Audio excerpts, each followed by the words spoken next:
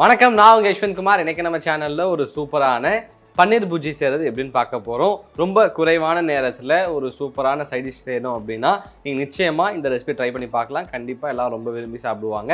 இதுக்கு தேவையான எல்லா இன்க்ரீடியன்ஸுமே ரெடியாக இருக்குது. ப்ரிப்ரேஷன் ஸ்டார்ட் பண்ணிவிடுவோம். ஃபர்ஸ்ட் இங்கே ஒரு பிளேட்டில் 400 கிராம் அளவு பன்னீர் வச்சுருக்கேன்.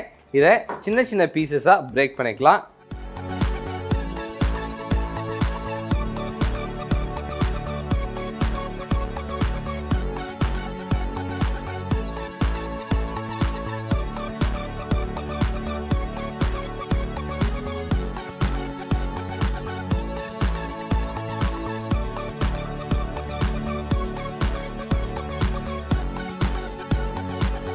பன்னீரை சின்ன சின்ன பீசஸாக உடைச்சாச்சு. இதை எடுத்து ஓரமாக வச்சிடலாம். இப்போது ஒரு பேனில்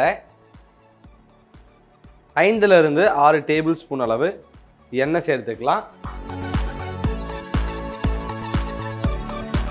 நம்ம சேர்த்துருக்க எண்ணெய் லேசாக சூடு ஆனதன் பிறகு இதில் 1 டீஸ்பூன் அளவு சீரகம் சேர்த்துக்கலாம். சீரகம் நல்லா பொரிந்து இதில் இருக்கக்கூடிய மனம் வெளியே வரும்போது இது கூடவே நல்ல ஒரு மனம் கொடுக்கறதுக்காக 3 to 4 இனுக்களவு கருவேப்பிலையும் சேர்த்துக்கிறேன்.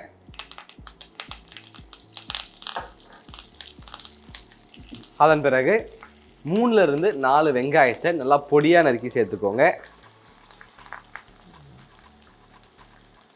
கூடவே வெங்காயம் சீக்கிரம் வதங்கிறதுக்காக இதில் தேவையான அளவு உப்பு சேர்த்து அடுத்து 4 to 5 நிமிடம் இதை நல்லா வதக்கிப்போம்.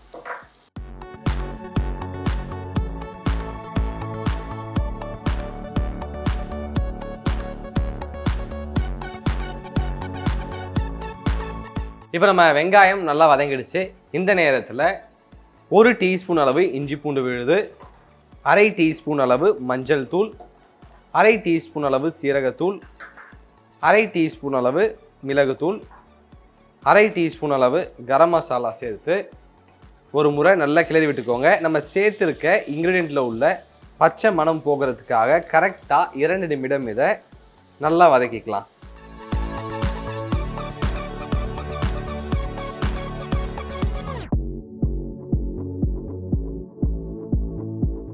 இதில் இருக்கக்கூடிய பச்சை மணம் முழுமையாக போகிற அளவுக்கு இதை நல்லா வதக்கியாச்சு. இந்த நேரத்தில் நம்ம உடைத்து வச்சுருக்க பன்னீரை சேர்த்துக்கலாம்.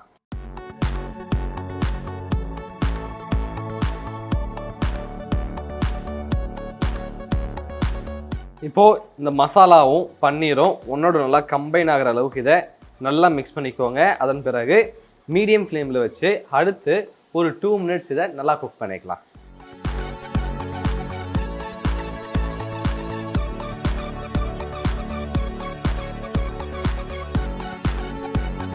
நம்ம பன்னீர் பூர்ஜி ரெடி ஆகிடுச்சு. ஸ்டவ் ஆஃப் பண்ணிடுறேன்.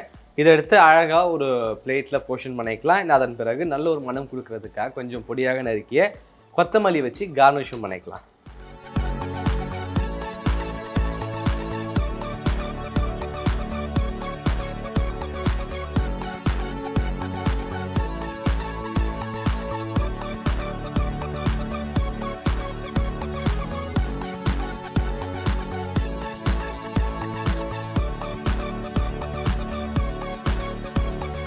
ரொம்பவே சுவையான சுலபமான பன்னீர் பூர்ஜி செய்கிறது எப்படின்னு பார்த்துட்டோம். இந்த ரெசிபி உங்களுக்கு பிடிச்சிருக்கோம் நம்புறேன். மறக்காமல் வீட்டில் ட்ரை பண்ணி பார்த்துட்டு உங்களோட ஃபீட்பேக்கை கீழே கமெண்ட் பண்ணுங்கள். இதே மாதிரி இன்னொரு சூப்பர் ரெசிபியோட உங்களை நான் சந்திக்கிறேன். And then bye from Yashwant.